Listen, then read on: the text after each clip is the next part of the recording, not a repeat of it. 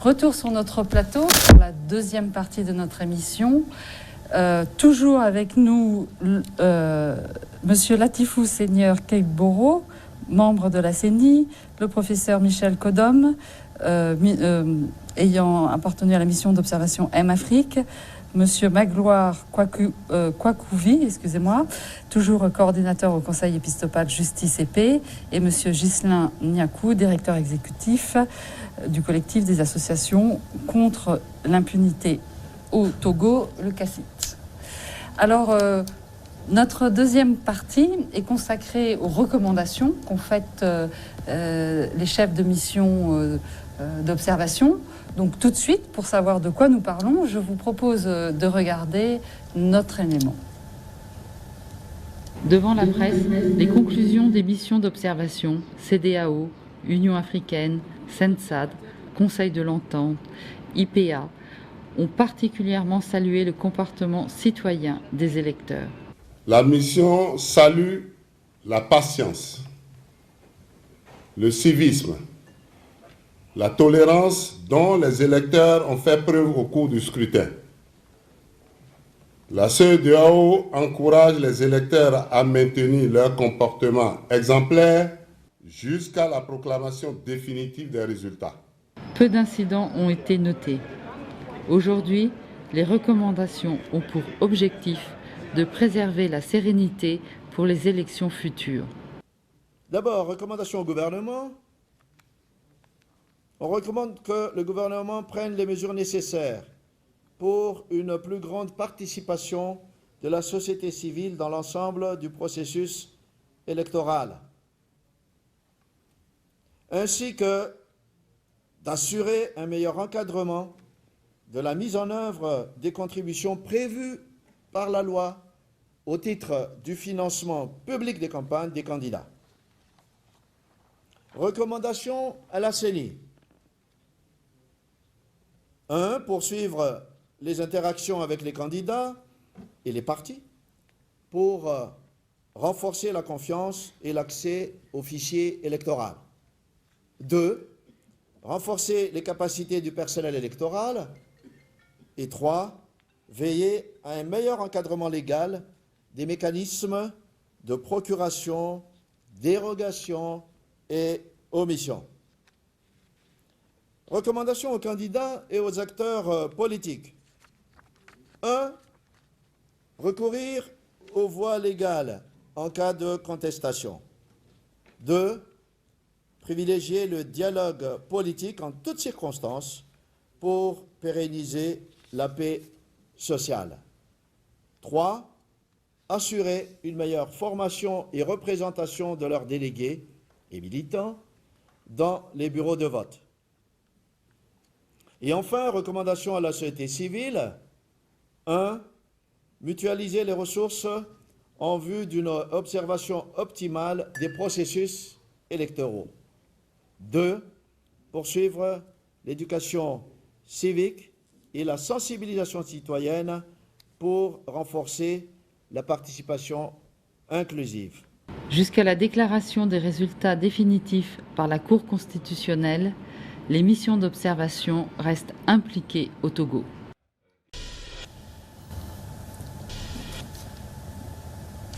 Alors nous avons vu dans ce reportage les différentes recommandations. L'une des premières évoque le financement. Pour nos téléspectateurs, le financement était autorisé à hauteur de 500 millions de francs CFA et 45 millions étaient alloués par l'État.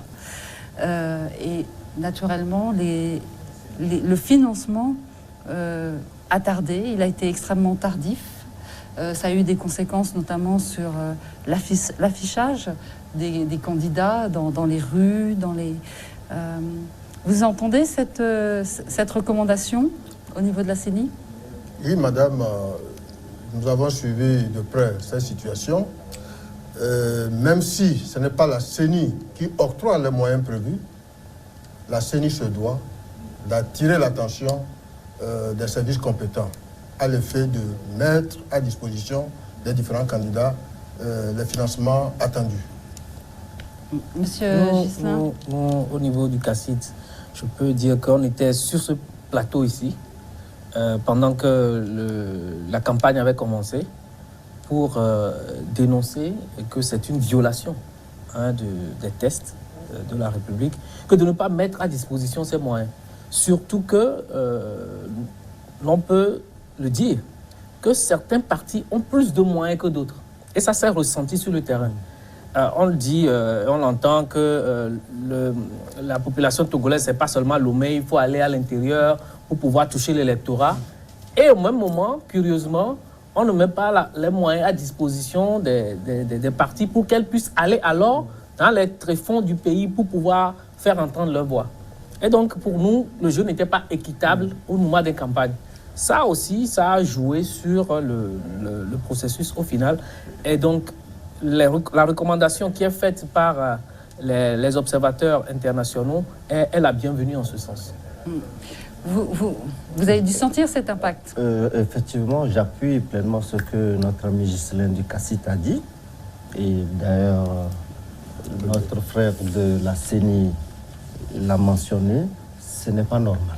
C'est-à-dire qu'il faut qu'on apprenne à respecter les tests. Ça renforce la confiance, ça rend le jeu équitable et à la fin, on sait, du moins la population sait, que les moyens ou du moins les conditions étaient réunies au niveau de l'État du gouvernement pour satisfaire tous les candidats. Nous avons vu, nous étions à l'intérieur, à peine, vous voyez quelques affiches. Je dis à peine une affiche par ville, si vous allez à Pagoda. Je ne suis pas sûr qu'il y a même des affiches du professeur Oulou là-bas. À Boyomé, à Kanté, j'en doute fort, mais on voit les affaires du parti au pouvoir un peu partout. Et ça, c'est vrai, d'aucuns diront que oui, ce n'est pas le parti qui l'a fait, ce sont les cadres qui ont apporté leur contribution. Mais tout ça, ce sont des jeux qui froissent et qui créent des suspicions et qui font naître des tensions. Pour moi, il était quand même judicieux que l'État respecte les engagements régaliens tels que prescrits par le code électoral et par la loi. Sur ce sujet, je crois qu'il faut apporter une petite précision. En dehors du financement de la campagne par l'État, qui est un accompagnement, il se fait que les partis, les regroupements de partis politiques, les candidats indépendants, s'il y en a, doivent pouvoir financer leur campagne à hauteur de 500 millions. Mais il y avait eu les élections Voilà. municipales avant, etc. 500 Il y avait millions. beaucoup déjà d'engagement financier. Oui, la CENI, ayant constaté que le financement public n'a pas été vite mis à disposition, a attiré l'attention. Mais de là, pour dire que c'est ce manque de financement ou ce manque de diligence qui a affecté la campagne, en tant que membre de la CENI, je ne rentrerai pas dans ce débat. Mais ce qui m'intéresse, c'est de rappeler à l'opinion publique nationale, voire internationale, qu'indépendamment des fonds publics, les partis politiques engagés dans la course doivent pouvoir financer leur campagne électorale. Les dépenses qui sont encadrées, elles ne doivent pas dépasser 500 millions. Bon, moi, je voulais rebondir assez rapidement sur la réaction de notre ami de la CENI en disant que nous parlons de l'état de droit. Et donc, quand on parle de l'état de droit, la loi, elle est là, elle dit qu'il faut mettre à disposition les moyens. Quelqu'un ait pu ou non avoir les moyens de t'auto-financer. Par exemple, j'apprenais tout à l'heure le docteur Kodom qui disait que certains cadres de certains partis auraient mis à disposition des moyens. Ça, ce n'est pas le problème de l'acteur de la société civile que je suis. Moi, mon problème, c'est qu'est-ce que la loi dit qu'il faut faire pour les citoyens. Et donc, la loi, elle est pour tous. Donc, il faut l'appliquer. Ne l'ayant pas appliqué, c'est une violation. Que les partis politiques doivent pouvoir mobiliser des fonds, ça, c'est à titre de chaque parti politique. Mais ce qui est prévu pour tous, ce qui est le commun pour tous, doit être mis à disposition, partagé. Et c'est sur ce point-là que nous disons que c'est une violation qui, à certaines analyses, peuvent porter à croire que c'est une façon de jouer aussi sur le jeu pour que certains n'aient pas la possibilité d'atteindre toutes les autres. Surtout qu'on l'a dit tout à l'heure, tous les partis politiques n'ont pas la même force financière. Et ça s'est ressenti sur le terrain, même ici à Lomé. Qui va étudier les comptes de campagne? C'est la Cour des comptes. La Cour des comptes. Ils sont deux. L'ETR. Et depuis les années 90, on n'a rien vu. L'année passée, la Cour des comptes dit qu'elle met ses résultats sur Internet. Mais je ne sais pas combien de vendeuses de riz peuvent aller consulter les résultats. Parce que l'écart entre 500 millions et 8 milliards d'habitude. Ok. Et juste un instant, je croyais que la présence du Malgache dans la délégation allait proposer au Togo que le président démissionne 3 mois avant les élections, au lieu qu'on utilise tous les moyens de l'État pour aller en campagne. C'est dommage, mais bon, c'est déjà passé. Peut-être pour 2025. Alors, dans les recommandations, il a été aussi évoqué la liste électorale. Ça a fait énormément polémique, cette liste électorale. Vous comprenez pourquoi elle a Madame fait polémique? Sylvie, il n'y a jamais eu d'élection sans querelle sur le fichier électoral. Dans certains pays, il n'y a pas la querelle sur le fichier à électoral. chaque fois, des dispositions ont été souvent prises. Je puis dire que pour aller à cette élection présidentielle, le fichier électoral a été audité par une mission conjointe de la CEDEAO et de l'OIF. Les résultats de cet audit ont été rendus publics. Et donc, c'est sur cette base que la présidentielle a été organisée. Donc, à Mais mon humble avis, si on prend l'exemple des votes de la diaspora, 348 votants répartis sur 6 pays, ça ne vous interpelle pas en tant qu'observateur Oui, mais en général, le parti rayant est insensible à ces remarques. Non, Même à une centaine de recommandations, ils peuvent mettre en pratique 2. Cet audit de L'OIF. l'OIF et de la CEDEAO aurait dû être fait en 2018. Ils ne l'ont pas fait. Pourquoi? Eux seuls le savent. Ils viennent le faire en 2020. Bon, Madame bon, Sylvie, qui par sont- rapport à l'audit, Oui. je tiens à rappeler que plus de 75% des précédentes recommandations ont été mises en œuvre. Plus de 115% des précédentes recommandations ont été mises en Relative œuvre. à l'audit Bien sûr, du fichier. bien sûr, Bon. bien sûr. bon, j'avoue que moi, j'étais à l'ambassade du Togo à Paris pour faire un peu le monitoring quand il s'était agi de recensement. Ce que les gens déploraient, c'est, et ça a été dit après sur par plusieurs créneaux de communication, que ils étaient surpris parce que la diaspora, beaucoup n'avaient pas rempli les conditions qui étaient énumérées, avoir la carte consulaire, avoir sa carte Valable d'identité, de 6 mois. voilà pour 6 mois. Alors que la plupart des Togolais de la diaspora ne remplissent pas ces conditions. Ils ont souvent le D'autant plus même que au moment même où cette décision était en train d'être prise par l'Assemblée nationale et inscrite dans la loi, les représentations diplomatiques devraient savoir et avoir fait un rapport sur le fait que les gens ne disposaient pas de ces éléments-là. Et donc, si on voulait avoir plus de consensus, plus d'implication, d'inclusivité dans le cadre électoral, on aurait pu faire fi de ces règles très contraignantes et laisser libre cours à tous ces Togolais de la diaspora de pouvoir se faire enregistrer. Et donc ça aussi, ça laisse penser que c'est une façon de pouvoir écarter un certain nombre d'acteurs pour s'assurer que les choses puissent se passer dans des conditions les plus souhaitables pour soi. Parce que, comme je l'ai dit, les ambassades devaient être au courant de cette situation. En réalité, les gens ne sont pas quelque chose? Pour rajouter, c'est que je vais dans le même sens que ce que mon ami Ghislain de la CACIT a dit. En réalité, on venait justement de prendre des dispositions pour la mise en place du Haut Conseil des Togolais de l'extérieur. Et il y avait les critères d'éligibilité et j'avoue que la liste dans les différents pays était largement au-dessus de ce que nous avons vu dans le recensement pour le vote. Donc, on peut partir de ce principe qu'on devait appliquer au moins les conditions, les dispositions qui ont permis de mettre en place ce Haut Conseil des Togolais de l'extérieur où on a plus de 8000 votants.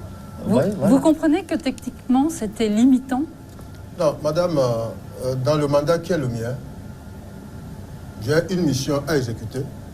Elle est régie par un cadre juridique et réglementaire. Je ne vais pas chercher plus loin. Maintenant, la loi, elle opère dans un contexte précis. Nous venons de faire une expérience. Il me semble que nous aurons le temps de remédier, d'apprécier et de voir si c'est nécessaire d'apporter des mesures correctives. Parce que mais cela ne relève pas de la CENI. Mais qu'est-ce qu'on fait quand une loi est limitante? Je pense que j'ai déjà eu à répondre à la CENI tout à l'heure quand je disais que quand je parlais, je suis remonté à l'Assemblée nationale et non pas je suis resté sur la CENI. Pourquoi? Parce que je sais qu'une fois que c'est voté, la CENI applique. Et donc la question était au niveau de l'Assemblée nationale qui devait, avec les différents retours en termes de commentaires sur la loi, etc., devait savoir en amont que ça aurait été exclusif d'un certain nombre de Togolais. Et donc, on pouvait donc prendre le cadre du Haut Conseil des Togolais de la diaspora, quelque chose que nous avons aussi beaucoup suivi, essayer d'apporter notre contribution pour que les choses puissent avancer à ce niveau-là aussi. Donc nous ne sommes pas là pour dénoncer un certain nombre de choses, mais pour le contre-productif, mais pour dire les choses qui doivent être productives et dénoncer celles qui doivent être dénoncées pour qu'on puisse avoir un cadre démocratique beaucoup plus consolidé au Togo. Alors, dans les recommandations, il a aussi été évoqué le vote par procuration et par dérogation. Alors, pour nos téléspectateurs qui nous suivent, le vote par procuration, donc c'est un inscrit qui donne procuration à un autre inscrit dans le bureau de vote. Sur la même liste électorale. Sur la même liste, pour voter dans le même bureau de vote. Et une procuration par votant. Ce n'est pas 2 ou 3 ou 4. Voilà. Et la dérogation, c'est permettre à quelqu'un d'aller voter dans un autre bureau de poste. Voilà. Ce qui a abouti à des résultats de 104,6% dans certains bureaux de vote. Vous ne croyez pas que ça pose, en tant qu'observateur, est-ce que ça vous pose un problème? D'abord, moi j'ai eu à voter par procuration. Mon épouse était en déplacement, donc j'avais justement sa carte d'électeur. C'est ça. Et elle a fait une procuration écrite, signée au commissariat. Donc je me suis présenté dans le bureau de vote. J'ai retrouvé le nom et j'ai voté. Mais ce que je n'ai pas apprécié, c'est que justement, dans le code électoral, il devait y avoir une fiche sur laquelle on devait inscrire la liste des personnes qui votent par procuration. Ils ont cherché, ils n'avaient pas dans le bureau de vote, et ils ont pris le code, ils ont vu la page en question, et puis ils ont essayé de transcrire tout ce qui était dans le code sur un papier vierge, et donc j'ai pu exercer donc le droit de vote. Ceci dit, pour moi, il faut remédier, il faut que ça soit clair, c'est-à-dire les membres du bureau de vote cherchaient un peu partout dans les cartons, ils ne retrouvaient pas. Peut-être que la CENI a omis dans certains bureaux de vote et il faudrait donc corriger. Pour la dérogation, justement, ça a posé beaucoup de problèmes parce que certains disaient que pour des raisons professionnelles, ils ont quitté Badou pour Lomé, mais ils ont oublié qu'il fallait prendre une dérogation à la CENI, spécialement pour pouvoir voter donc sur leur nouveau lieu de résidence. Pour nous, observateurs, on était un peu à l'écart de cet exercice et je pense que notre ami de la CENI peut mieux nous appuyer. Au niveau de la CENI, combien de dérogations ont été données? Vous en avez une estimation? Non, je crois que ce qui mériterait d'être rappelé ici, c'est que le vote par procuration et le vote par dérogation sont bien encadrés par la loi. Le vote par procuration, c'est l'article 108 qui détermine les conditions. Professeur Magloire, merci, a énuméré les conditions. Par rapport au vote par dérogation, aussi, c'est l'article 88 du Code de l'élection qui le permet. Pourquoi? Je suis par exemple membre de la CENI. Je me suis fait arrêter à Lomé, mais je me retrouve en mission à Libreville. Ça, vous savez avant que vous pouvez bénéficier d'un vote par procuration. Non. Pourquoi nécessairement une dérogation? Mais c'est important parce que au moment où on faisait le recensement à l'étranger, je n'y étais pas. En fait, j'étais plutôt sur le territoire national. Oui. Madame Sylvie s'est fait au fait pour ne pas priver un certain nombre de compatriotes qui se retrouvent en mission pour voter. Donc, si je sais que je suis en mission, je peux m'organiser avant pour faire une procuration. Non, on ne va pas confondre les deux, madame. En l'état actuel de la loi togolaise, la procuration, si on doit penser pas ça, concerne toute personne qui ne peut se présenter dans un bureau de vote le jour J. Ce qui était votre cas, par exemple. Physiquement. Donc vous pouviez donner à quelqu'un la procuration de votre vote. Quand la loi vous offre plusieurs possibilités, vous choisissez. Alors, monsieur Kébéro, par rapport aux dérogations, est-ce que vous pouvez nous expliquer la différence entre procuration et dérogation et pourquoi il est nécessaire d'avoir ces deux types de votes? Merci, madame Sylvie. Je ne le dirai jamais assez. Une élection se conduit sur la base d'un cadre réglementaire. Et donc, c'est le code électoral en vigueur qui prévoit le vote par procuration en son article 108, le vote par dérogation en son article 88. Pour ce qui est du vote par procuration, il est fait pour permettre à des électeurs qui sont dans des cas d'empêchement, parce que malades ou parce qu'en mission, de ne pas être privés du droit de vote. Le formulaire du vote par procuration est disponible au siège des CELI. Et les citoyens électeurs doivent aller chercher cette fiche, les renseigner, les faire légaliser sans frais et les remettre aux personnes qu'ils auraient désignées pour voter pour eux. Les fiches, pour qu'on soit clair pour nos téléspectateurs, les fiches, les votes par dérogation concernent les membres de la CELI et les membres de la CENI, ou est-ce que c'est plus large? Non, madame Sylvie, je reprends. C'est plus large, c'est pour tout électeur. C'est pour tout électeur. Mais les formulaires, madame, sont disponibles dans chaque CELI et il appartient aux électeurs d'aller les chercher. Et généralement, les CELI et la CENI communiquent là-dessus. Deuxième chose, pour ce qui concerne le vote par dérogation, prévu par l'article 88, c'est juste une possibilité juridique en fait par le régulateur à ceux de nos compatriotes qui sont par exemple des membres de bureaux de vote, qui sont déployés sur l'ensemble du territoire national et parfois dans des milieux où ils ne résident pas et donc où ils ne sont pas faits par. Grâce au vote par dérogation, ceux-là peuvent participer au scrutin. Mais ils ne pouvaient pas s'organiser de la même manière, madame. Pour avoir une si vote je par peux procuration. poursuivre, de la même manière que je peux poursuivre, les observateurs nationaux en mission sur l'ensemble du territoire national peuvent aussi, par le biais du vote par procuration, voter. Il en est de même pour les membres de la CENI, de ses démembrements et même de l'ensemble du personnel électoral. Maintenant, votre question qui est de savoir pourquoi est-ce que des électeurs préféraient le vote par dérogation plutôt que de donner une procuration? Il me semble que la procuration, c'est une possibilité. Il me semble qu'il y a une deuxième possibilité, c'est le vote par dérogation. Et donc, il n'y a aucun inconvénient qu'on choisisse l'une ou l'autre des possibilités.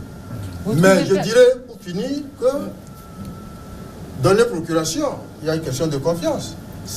Si la loi me permet de voter par dérogation, je préférerais aller voter moi-même pour être sûr de mon choix.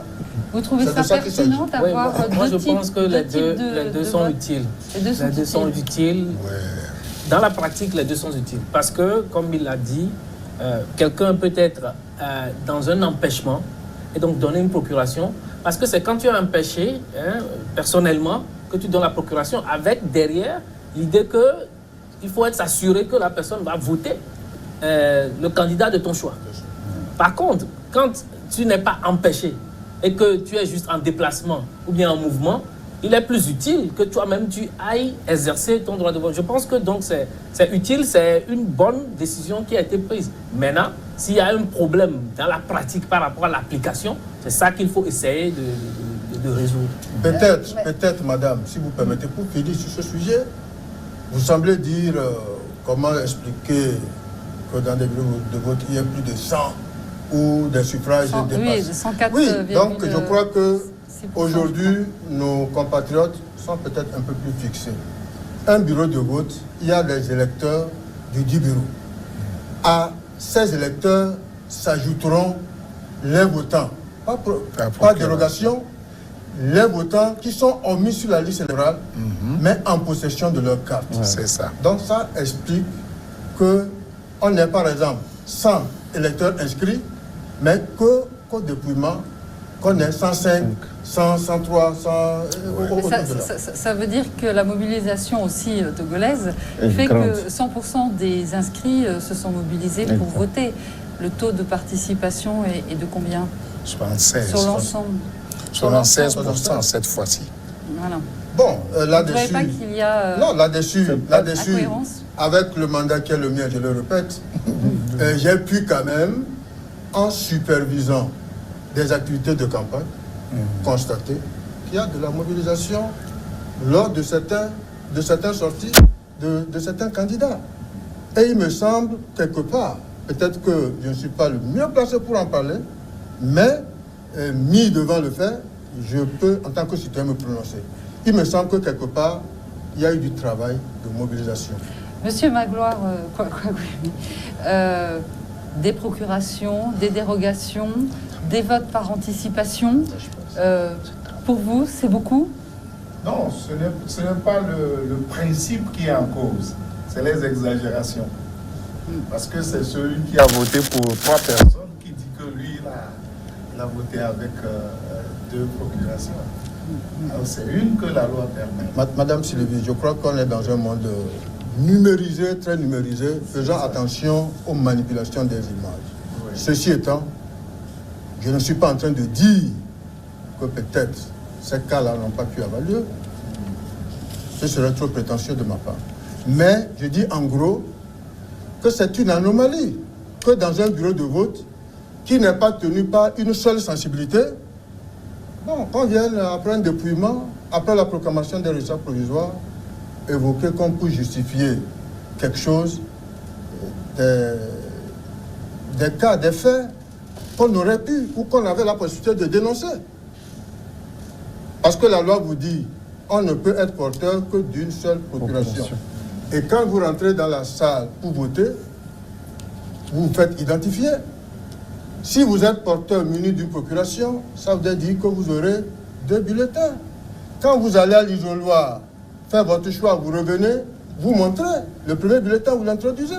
Le second, vous l'introduisez. Et vous poursuivez le processus et quittez le bureau de vote après avoir émargé, après avoir trempé votre index dans l'encre indélébile. Donc, c'est pour ça que je conseille les caméras dans les bureaux de vote. Ça va finir comme ça. Et parce que les gens fraudent, on ne les attrape pas, on dit il faut prouver. Comment on va prouver ça? Bon, les caméras, le secret de vote va souffrir. Ça finira comme ça. Parce que quand vous voyagez à Londres maintenant, vous rentrez avec un sac, vous sortez ça, le sac, on vous interpelle. Vous venez chercher votre sac. Donc je crois que si quelqu'un rentre avec un doigt taché au départ, la caméra peut montrer ça. Ça va parce que être un peu les Africains exagèrent trop, ce n'est pas bon. Je sais que la politique est le moyen le plus court pour s'enrichir. Mais ce n'est pas une exagération, une excuse pour se quereller tout le temps. Moi, ce que je voulais ajouter, c'est que nous étions sur le terrain, justement, on n'a pas relevé ces cas de vote multiple en tant que tel. Cassit a été interpellé pour un bureau de vote fictif.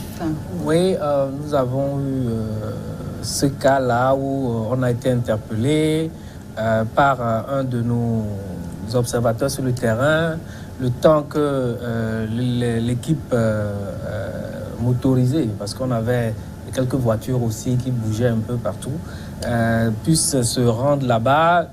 ce qu'ils ont pu constater, c'est que sur le coup, il n'y avait plus un élément qui pouvait démontrer ce qui a été dit au départ, comme quoi c'est un bureau fictif. Les agents aussi étaient arrivés et ce qui était dit, c'est que en réalité, c'est un endroit où ils avaient fait pendant la campagne, ils avaient fait des tests, puisqu'il y avait des simulations. Et donc, c'est ces bulletins qui étaient là. Et donc, certains ont vu et ils croyaient qu'en fait, ils étaient en train de faire un vote à ce niveau, alors qu'en réalité, ce n'était pas le cas. Donc, après, je pense que le FOSEP était là, ils sont même restés là-bas toute la soirée, je ne sais même pas toute la nuit, pour qu'il n'y ait pas de mouvements. Après, et donc nous avons demandé aussi aux collègues de rester. Ils sont restés. Donc après, il n'y a plus de mouvement. On n'a pas pu avoir de preuves matérielles parce qu'on aurait aimé que les collègues aient pris peut-être des photos, etc., etc. Pour pouvoir étayer, on n'a même pas ça non plus. Donc on ne peut pas affirmer aujourd'hui que c'était réellement comme ce qui était allégué des votes qui étaient en train d'être faits pour être comptable pour le scrutin. Monsieur Niapo, pour que vous complétez, quand on parle de bureau de vote fictif, ça fait plusieurs fois que cela revient, mais la CENI rend toujours public aussi bien le nombre de centres de recensement de vote. Par exemple, pour cette élection, on en avait 4445. Le nombre de bureaux de vote, 9389. Alors, quand on parle de bureau de vote fictif, les membres de vote, du bureau de vote sont désignés comment? On comptabilise comment les documents électoraux ou les résultats de ces bureaux. Ça n'existe pas. Donc, nous devons faire l'effort, me semble-t-il, de nous en tenir aux activités qui sont menées dans les meilleures conditions de transparence. Vous évoquez par exemple des bulletins. Vous n'excluez pas que ce soit des spécimens. Effectivement, les spécimens ne comportaient pas, par exemple, au niveau de l'entête, des parties où on apposerait l'hologramme. Et si d'aventure de pareils bulletins étaient utilisés pour le vote, ils tomberont sous le coup des dispositions de l'article 100 du Code électoral parce que c'est des bulletins d'un modèle différent. Donc, ils vont être considérés comme bulletins nuls. Nous, ce qu'on aurait justement aimé aussi sur le terrain, même si on salue toute la collaboration, on l'a déjà dit, même dans notre communiqué, avec FOSEP et les ministères, les différents ministères clés, c'est que on avait nos collègues qui étaient arrivés sur le terrain, le président du CACIT était allé avec certains collègues, ils avaient voulu avoir accès aux locaux pour vérifier ce qui avait été interdit. Parce que s'ils avaient eu accès, là, on aurait tout simplement corroboré en disant, oui, effectivement, c'est des spécimens qui ne portaient... Et je voulais juste dire que normalement, on devait revoir un peu les dispositions pour permettre aux observateurs de prendre les photos, parce que c'est dit dans le code et dans le guide donc, de l'observateur que les prises de vue sont interdites, ce qui n'est pas normal. Par exemple, à 5C, nos observateurs ont relevé des faits. Par audio, ils nous ont fait, tout est enregistré, mais il n'y a pas de photos parce que lorsqu'ils ont voulu prendre des photos, ils ont dit non, le code l'interdit. Effectivement, c'est contenu dans les dispositions du code de l'observateur où on ne devait pas prendre les photos. Vous voyez que ce sont des mécanismes qu'il faut améliorer. Vous voyez, pour accroître la transparence et la quiétude dans tout ce qu'on peut apporter comme observation. Faire accroître la confiance avec la société civile, parce qu'aujourd'hui, peut-être qu'il y a une fracture. Est-ce que vous avez eu, à vos yeux, une déficience au niveau de la communication ou... Non, je crois que la CENI a été amenée, peut-être on dira qu'elle n'a pas fait assez, à organiser des rencontres, des points de presse avec les différentes parties prenantes, dont les acteurs de la société civile. Et donc, je crois que là-dessus, oui, on peut toujours faire mieux quand on en a l'opportunité, mais pour cette présidentielle, est-ce que la CENI a fait en deçà? Je ne saurais le dire. Écoutez, nous arrivons au terme de notre émission, donc je vais laisser la parole pendant quelques minutes à chacun de vous. Je commence par vous. Non, je crois que cette élection a été tout ce qu'on veut. mais je réitère ma proposition de référendum sur royaume ou république, parce que ça couvrirait pour tous les dégâts, les protestations. On économiserait même en commande de grenades lacrymogènes, puisqu'il n'y aura aucune protestation. Donc je finis là-dessus. Monsieur. Non, je voulais d'abord vous remercier une fois encore, remercier les collègues sur le plateau et dire que nous l'avons dit au soir de l'élection, que nous étions satisfaits du déroulement, et nous le réitérons dans la mesure où, si on voit sous d'autres cieux, c'est plus compliqué. Au moment des élections, on n'a pas constaté qu'il y a eu des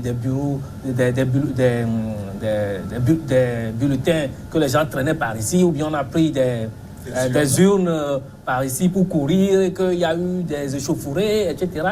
Donc, on peut se féliciter qu'au Togo, on ait réussi à donner un bon exemple en matière de processus dans l'électoral. Il faut qu'on le souligne, parce que parfois, on occulte quand on a réussi quelque chose de bien. Il faut pouvoir le dire. Maintenant, pour les contestations relativement à la compilation, etc., des résultats, on espère. La Cour constitutionnelle est là à faire son travail de manière convenable pour que le droit soit dit. Et donc, sur ce, on appelle tous les acteurs à utiliser les voies légaux pour pouvoir faire avancer notre démocratie. Je vais ajouter tout simplement que nous sommes satisfaits, très sincèrement satisfaits du déroulement du processus le jour du vote du 22 février, parce que nous étions sur le terrain, nous avons vu. J'ai des amis qui contestent, qui disent des choses, j'ai dit, mais quelque part, c'est insulter notre intelligence, parce que nous avons vu, et il y a un proverbe vietnamien qui dit « voir une fois vaut mieux que lire ou entendre 1000 fois ». Nous avons vu ce que j'ai vu, je le dis en âme et conscience. Notre organisation n'a pas obtenu de financement d'un parti politique ou de l'extérieur. Nous l'avons fait sur fonds propres, donc nous n'avons pas intérêt à venir occulter ce que nous avons vu. Et pour ma part, notre ami de Kassit l'a dit, le Togo doit avancer. C'est des avancées, tout n'est pas parfait. On doit améliorer. On a fait des observations ici. Nous allons faire nos recommandations à la CENI de façon pertinente pour que nos enfants, l'héritage que nous allons léguer aux enfants, se repose sur des bases démocratiques où, lorsque un enfant vote, un adulte vote, un vieillard vote, qu'il soit rassuré sur que son vote a été utile. S'il a perdu, il le reconnaît, il félicite le gagnant et c'est le Togo qui gagne. Pour ma part, c'est ce qu'il faut dire. Aujourd'hui, je n'ai pas le droit de féliciter en tant qu'observateur un candidat déclaré vainqueur, mais ce que je dis, c'est que le vote a été transparent. Ce que nous avons vu a été transparent sur toute la forme. Madame Le dernier Sylvie, mot de... que dire, si ce n'est vous réitérer les remerciements de la CENI au nom de notre président, que dire également si ce n'est rassurer l'opinion nationale et internationale que le processus électoral s'est déroulé dans les conditions de transparence. Et tous les éléments étaient là pour attester de ce que je dis. Et je rappelle déjà qu'au niveau des bureaux de vote, la composition était telle que on peut s'étonner d'un certain nombre d'allégations qui sont faites. Ceci étant, nous sommes très reconnaissants vis-à-vis des différentes organisations qui ont remonté un certain nombre d'informations qui nous ont permis d'interagir et apporter des mesures correctives. Deuxième chose, au niveau du traitement des résultats, d'abord dans les bureaux de vote, nous ne le dirons jamais assez. Le président et le rapporteur sont de sensibilités politiques différentes.